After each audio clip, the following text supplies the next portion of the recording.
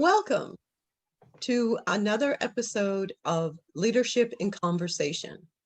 We have the privilege of having Pedro, who we've worked with for a number of years, and he's going to talk about his background and the organizations that he has worked with. Okay. So I work with the organization that we are helping small businesses with all this pandemic. One of the organizations is the Latino Nurture organization, and also the Hispanic Chamber, Chamber of Commerce in Boston.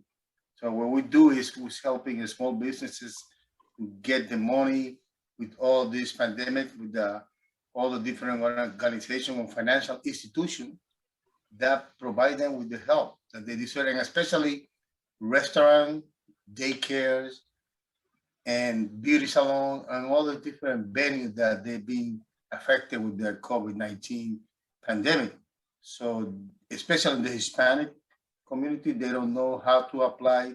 They don't know all the information, all the paperwork that they need to gather together to get the money that they deserve. So that's why I go and tell them what to do, what the information they need, and the financial part of the process is getting all this paperwork together. And after that, we get it to the particular website and especially start put the application process and download, follow the organization process and download all these documents in order to these people get the. Let's go through and try and see if we can provide a little assistance in terms of practical tips. The first tip is always that cash is king. Without having the money to run your business, you basically are out of business. But small businesses know how to manage cash, but there are some little tips that might help. Like the first one is maybe making a point of setting aside weekly 10% of your sales. Many of the foot traffic organizations, Sunday and Saturday are their main days. But if they're open the other 5 days a week, they might monitor and just make a little note as to how many sales they have each day. That will help them figure out which day they might want to put some emphasis on. Now, Cesar and I were lucky enough that after I was no longer Assistant Deputy Commissioner for the City of Boston, we landed a contract with Main Streets. Now, what Main Streets did for Boston is that it gave assistance that most small businesses cannot afford, but as a group, the banks were willing to fund, and then many of the pharmaceutical organizations that tried, like CVS and Walgreens, also helped. And what we learned from that was that you can make one day a week be as profitable as Saturday or Sunday. You just need to do some discounting, maybe reaching out to your neighborhood.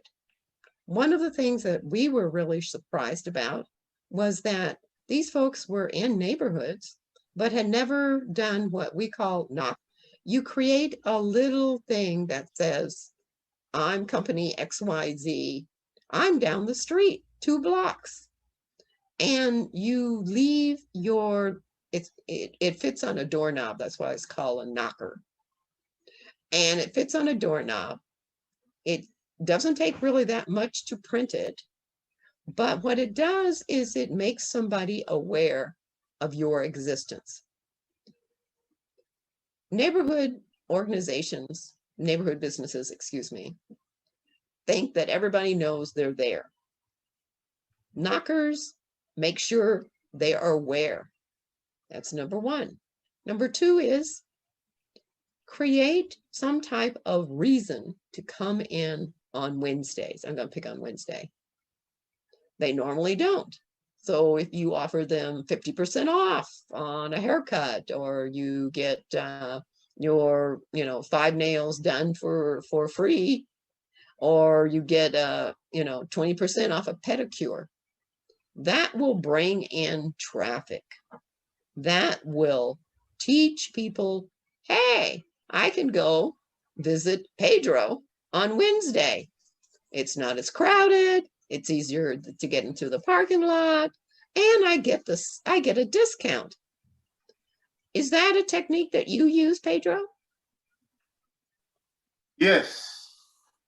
The best thing that you use is a word of mouth. So the best customer attraction is people, they know that you are there, and that you are, people that they count on you, and you are people that they can draw anytime, especially when you said that you pick any day of the week.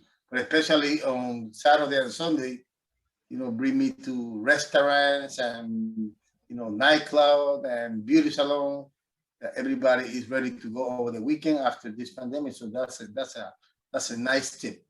So Pedro, let's invite you back when maybe you have one of your people who are willing to ask questions of us, and we will answer them and help them, and then they'll have a video to refer to so that they can move forward, because we want all businesses. It takes a lot of nerve to decide to open a business.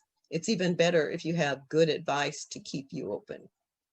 On that note, we're going to close out this session. Thank you so much, Pedro, for your time.